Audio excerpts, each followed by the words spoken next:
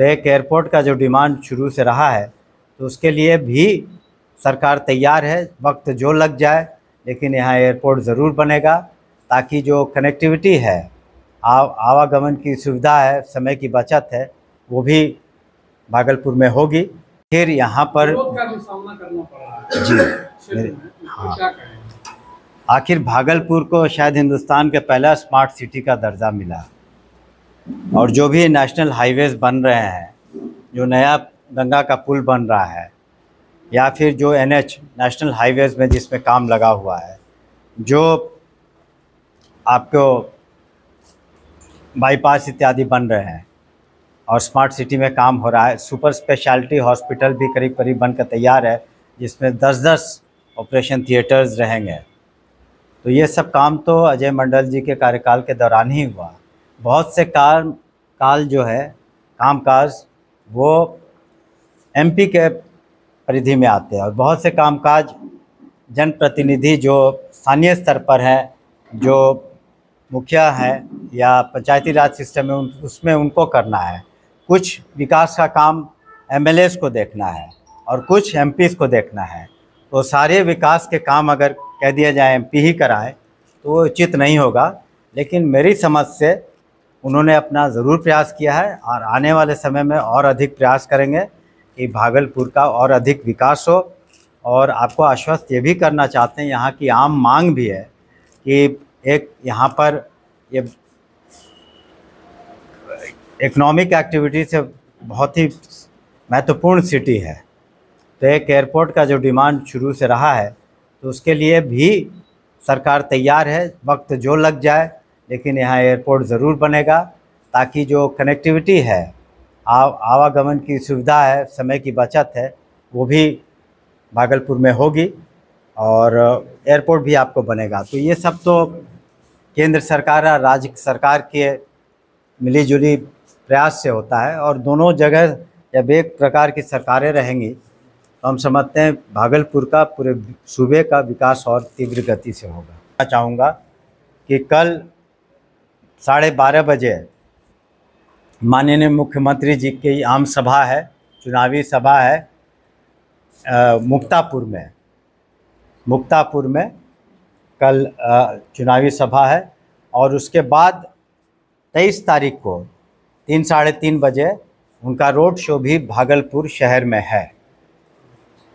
और हमारे अन्य जो NDA के उम्मीदवार हैं, उनकी भी स्थिति अच्छी है। कल मैं बगल के क्षेत्र में मुंगेर लोकसभा क्षेत्र में गया था, और जिस तरह का जन सैलाब जो रोड शो हो रहा था, उसमें मैं था। माननीय ललन बाबू जी के साथ जो हमारे NDA के उम्मीदवार हैं, वो भी तीर छाप पर चुनाव लड़ रहे हैं। जिस तरह का जन सैलाब हमने देखा, हमें लगता है कि वहाँ भी उनकी जीत ज़रूर होगी। और यहाँ के बारे में तो आपको पूरी तस्वीर हमने आपके सामने पेश कर दी।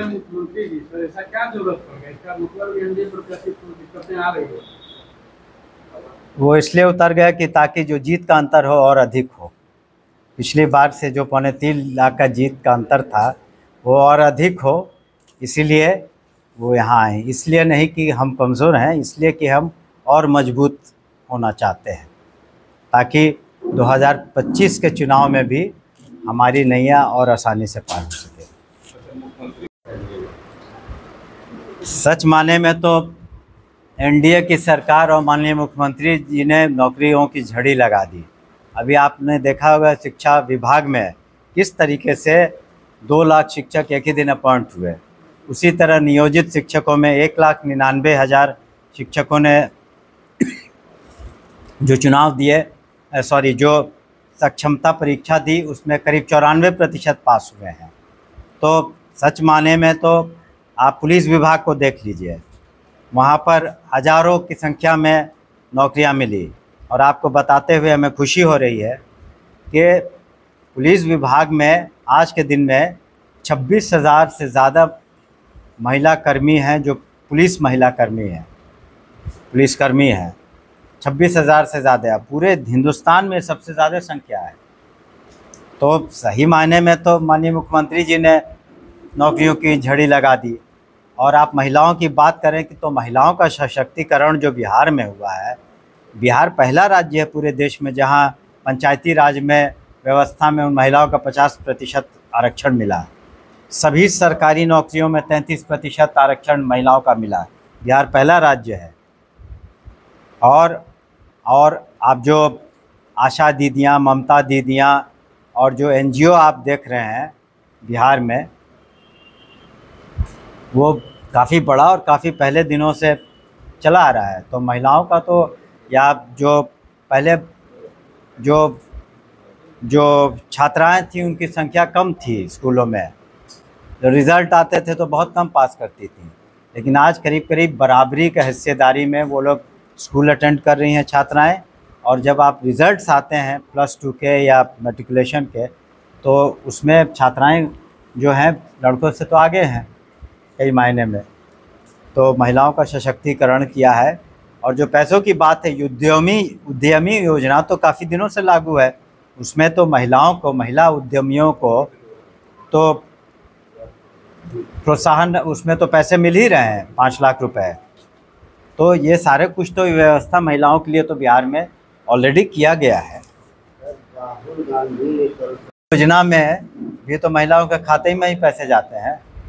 राहुल गांधी ने कहा, उनके कहने का अधिकार है। हम लोग जो कर रहे हैं, आपको बताया, नौकरी के क्षेत्र में, शिक्षा के क्षेत्र में, महिलाओं के क्षेत्र में, तो ऑलरेडी यहाँ सारा कुछ हो रहा है। ये तो 2005 से हो रहा है।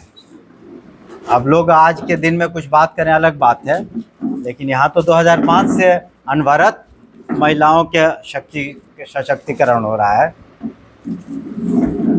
उनके हाथ में पैसे दिए जा रहे हैं, उनके अकाउंट्स में पैसे दिए जा रहे हैं। ये जो भी राशियाँ दी जाती हैं वो तो छात्राओं के अकाउंट में जाती हैं या महिला उद्यमियों के अकाउंट में जाती हैं। आपकी मात्रा क्या बात है? देखिए, भारी मात्रा, ये तो